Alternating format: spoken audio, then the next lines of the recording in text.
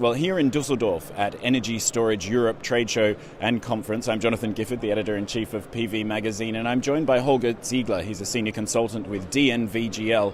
Holger, how can you explain how frequency regulation markets, primary reserve control, are evolving here in Germany and also in Europe?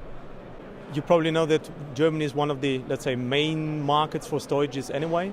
Now, what is one of, the main drivers in Germany, but also other Central European countries, is this cooperation in terms of primary controlled procurement that is currently taking place between Germany, German TSOs, but also TSOs in the other surrounding countries like Switzerland, Austria, Netherlands, and also in late 2016, Belgium and France connected to this market. So in principle, within the last 3 to 4 years, this market, in terms of demand for primary control, has grown from about 600 megawatts to something around 1,400, 1,500 megawatts in total.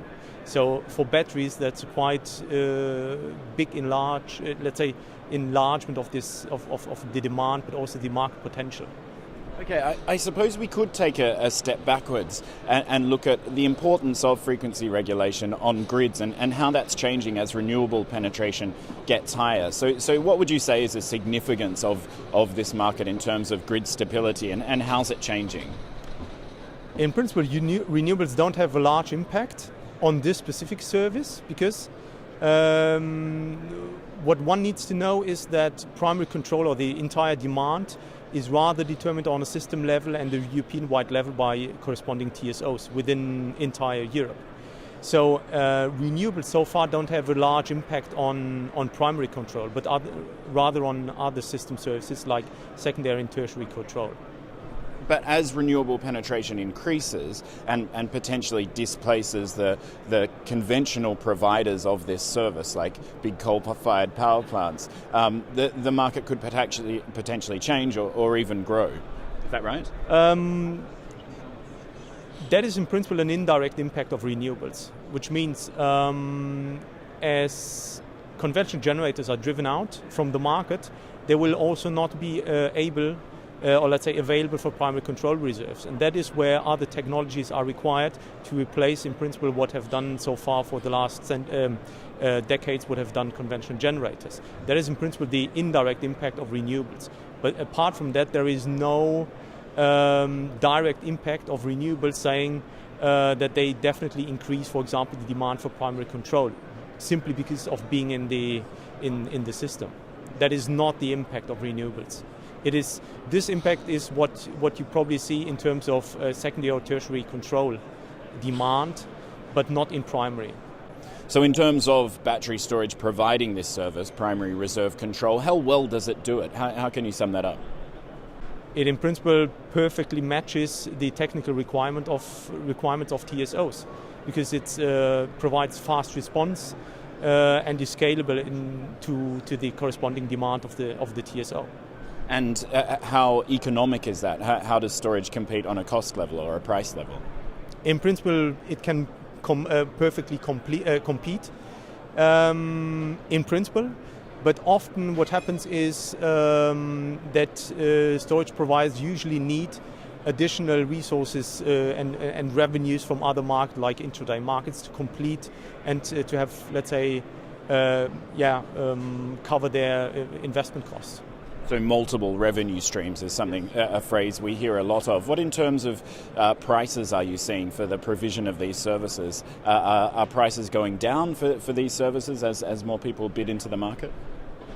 I mean, if we look at Germany and the corresponding, the surrounding countries that have so far cooperated in terms of procurement of primary control, prices have rather been stable, even when, for example, Switzerland or Austria and so on joined the corresponding cooperation of the German TSOs. There was not much of a price effect on primary control. Now, this might be different for the case of France, which joined the corresponding cooperation of the other TSOs in late 2016 or beginning of 2017.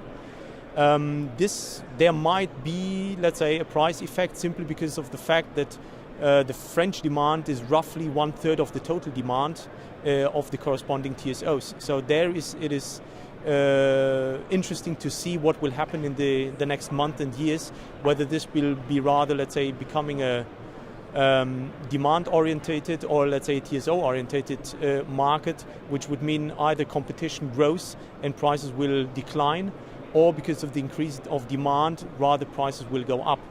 So far, we haven't been able to determine what is, let's say, the more probable scenario.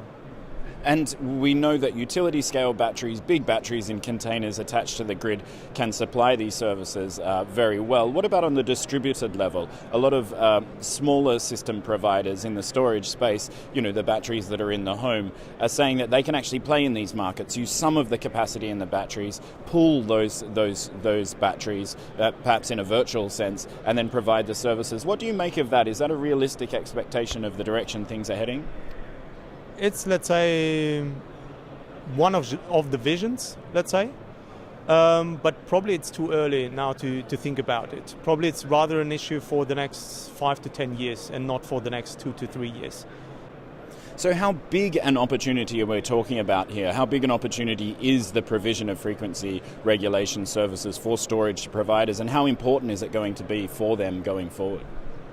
Very important. Well, what we've seen is, for example, in Germany, that prices for secondary and tertiary control have gone down in the last years. So there you could argue, okay, there is not much market potential for batteries. But still, primary control is quite stable so far, and I think it will persist for at least for the next 2 to 3 years. And of course, it's important for keeping the lights on as well. Holger Ziegler, thank you very much for your time from DNV GL here at Energy Storage Europe.